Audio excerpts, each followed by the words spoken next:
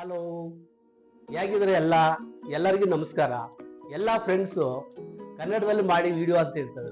ನಿಮ್ಗೋಸ್ಕರ red chicken ಮಾಡೋಣ ಅಂತ ಅನ್ಕೊಂಡಿದ್ದೀನಿ. ಹೇಗೆ ಮಾಡೋಣ ಅಂತ ಬನ್ನಿ ತೋರಿಸ್ತೀನಿ.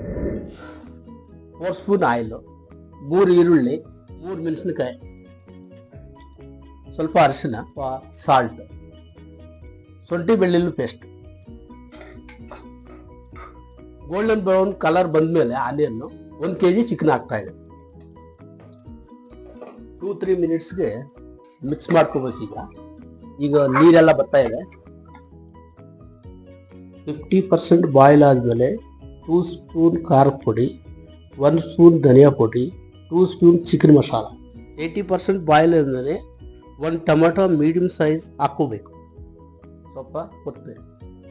ಈಗ ರೆಡ್ ಚಿಲ್ಲಿ ಚಿಕನ್ ರೆಡಿ.